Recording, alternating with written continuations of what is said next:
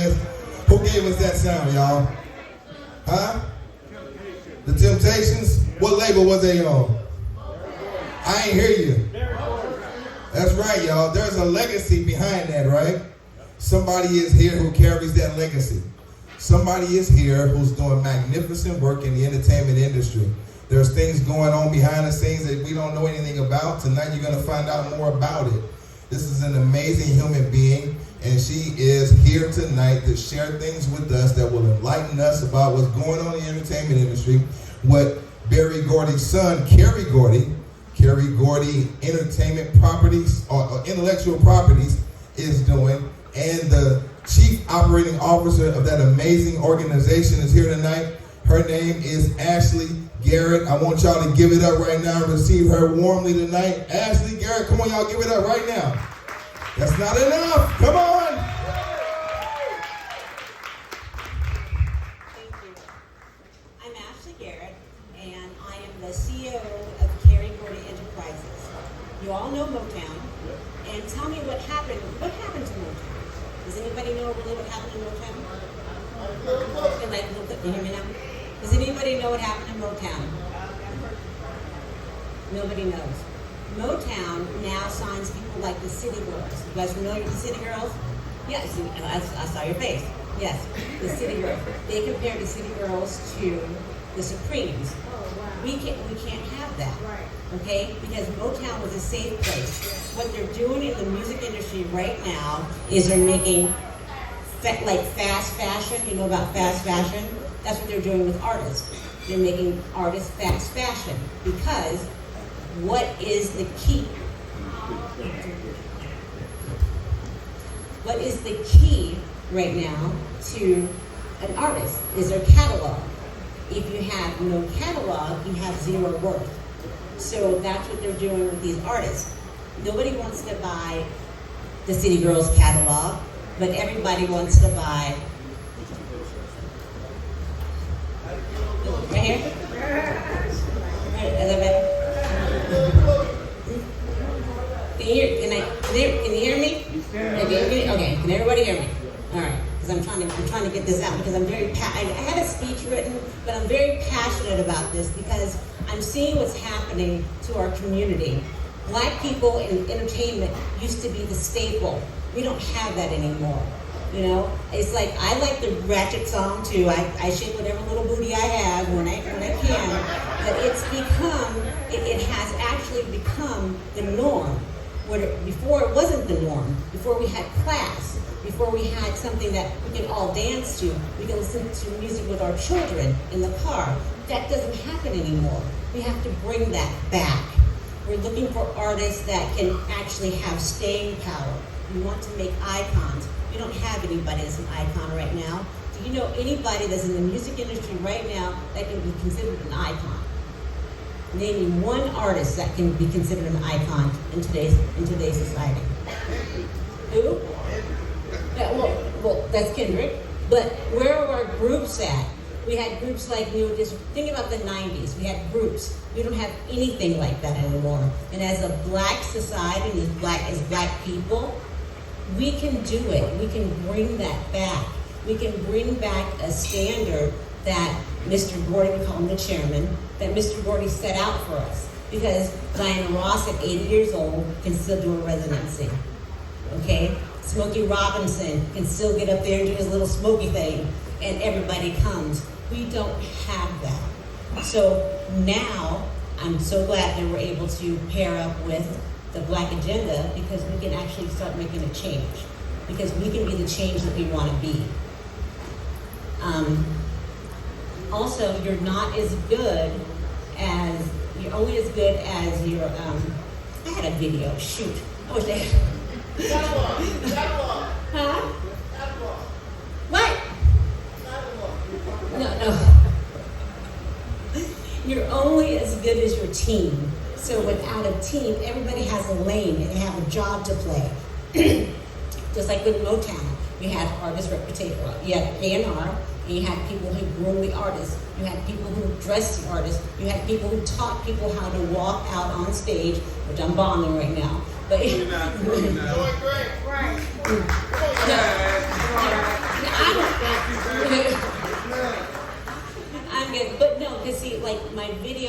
explain a lot because, like I said, we're dealing with fast artists that just actually throwaway artists. And I want to bring back the standards. I want to bring back classics. I want to bring back something that's going to make us proud to sit and say, oh my gosh, this is a great song. I can go out and dance to this.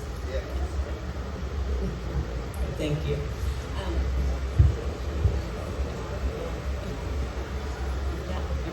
Does anybody have any questions about what's going on in the music industry? Okay. Do you recommend, like a lot of these artists, they're dumping their catalog, Right. right? Do you recommend them holding on to their catalog? Because then at least they can pass something down. I mean, if you're passing out and these guys are selling catalogs for $50, $60 million at the moment, and then they're pushing it away. We never suggest that an artist sell their catalog. Primary Wave is buying up all the catalogs. So you know why? Yeah, because there's movies, TV, commercials. Well, it's more than that because what Primary Wave is doing, they're feeding all that music into AI. And so we need to have an AI label. There needs to be an AI records. There really needs to be an AI records coming out because what they're doing, when they feed that to AI, it actually pumps out songs that sound like the classics. And if you watch television right now, you'll see it's like, I know that song. That's not James Brown singing because it's an AI version of that song. And with them owning the catalog, they can do that. Any more questions? Anybody? Are you working with all types of producers and stuff? Well, what we do is copyright termination and recapture. See, like I said, you're only as good as your team. Okay, Angie Stone, who just passed, you're working with Angie. Okay, just because you have a contract doesn't mean that you actually own your music. Whatever name is on that copyright in the copyright office, that's the person, or those are the people who own that copyright. So just because you say, oh, I sang the song, this is my song, but if your name is not on that copyright, you own absolutely nothing, and there's nothing that anybody can do about that. Yes? What do you recommend that independent artists who is going in a positive direction to change the dynamics of the negative connotation that our younger generation and community is getting in the Black community?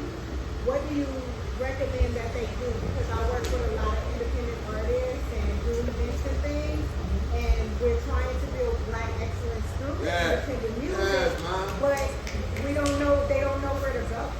Okay, first of all, there's never really independence of a label. People think that I'm independent, but as long as you need distribution to get your music out there, even with the Kendricks and the Drakes and things like that, they still have a major label behind them. So there's nothing, there's not really truly an independent label. Motown was an independent label.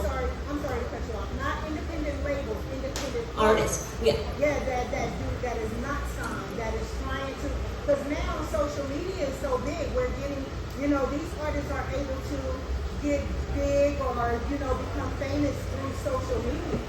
And that's a good avenue to take. But always go out and perform. See how artists started back in the day?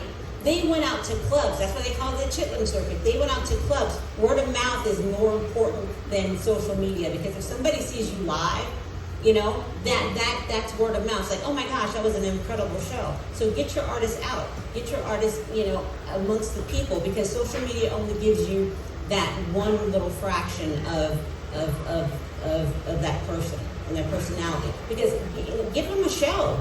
We don't have shows anymore. You have people that stand there with the mic and nobody actually puts on a production.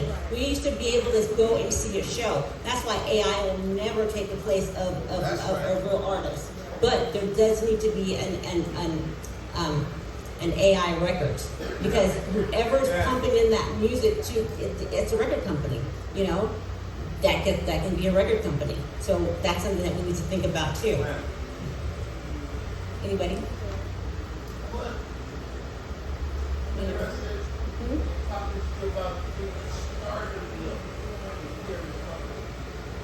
Well, we don't sign any artists. What we do is we do copyright termination. So say, for example, for Smokey Robinson, for example. So Smokey signed a deal with Carrie's dad, and when that deal was done, there was no such thing as streaming.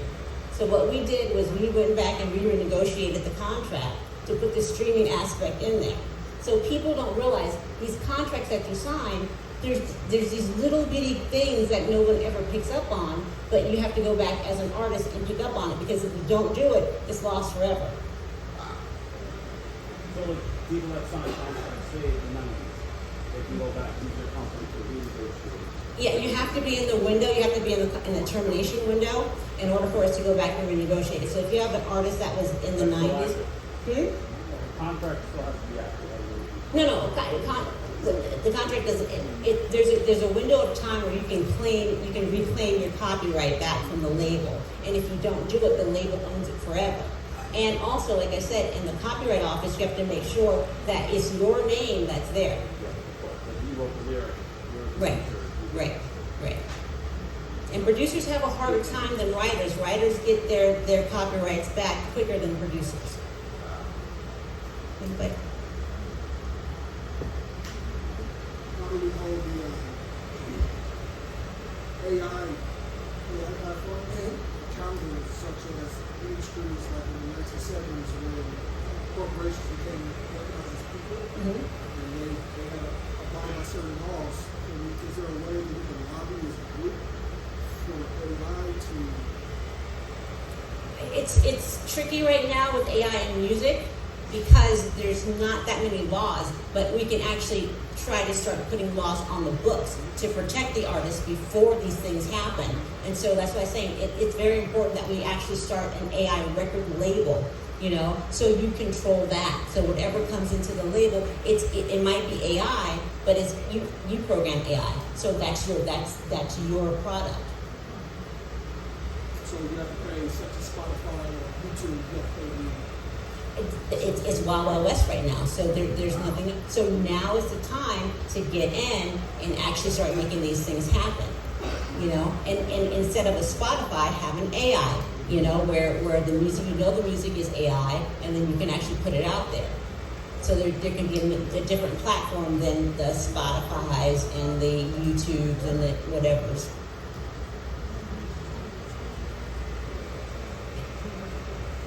Since AI is taking a role in music, what does BMI or ASCAP have to do with protecting the music? So BMI is actually getting into that world. So now is the time, because if you don't jump in now, they're going to corner the market just like they did with the music with the record labels. Yeah.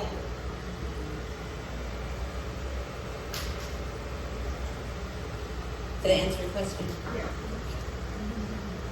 Anybody else? So, is your concept to make a record label with AI to normalize AI music? Exactly. Because that's the way you stay ahead of everything and everybody. Because believe it or not, UMG, they're doing that right now. Lucian Grange is actually starting a AI label right now, so he doesn't have to pay artists, So that's the next play. But they still need artists, because who's going to go see an AI concert? Nobody wants to look at a screen. Talking about AI artists themselves, like an artist that is artificial or an artist that already exists that's making AI songs. So say somebody like a great AI. Yeah, no, I'm talking about, so say for example, you're a programmer and you program AI. So you actually become the AI artist. You can create whatever avatar that you want to get your music out there, but you're the actual creator of that AI. But UMG is already doing that. And there's an artist that's blowing up right now called Arrow Eats Everything. Yeah, that's total AI. Wow. He's blowing up, he's like the hottest rapper right now. So if you had a label that was an AI label, you can actually sign. So, if you're an AI creator, I can sign you, and then that's how we have an AI record label. We can pump out AI music, and like I said, it's called AI Records. Excuse me? I'm sorry. Why would he sign anyone if it's AI? For distribution. So you One person, No, but see, your AI, your artificial intelligence is different from his. So I mean, you might be reggae based, he might be, you know, punk based, and she might be soul based, and so, you know, you have a label that's. You do that yourself. No, everybody can't do that themselves. Yeah. One person can make 20,000 artists. You think? Yeah. Okay. Or do you program AI?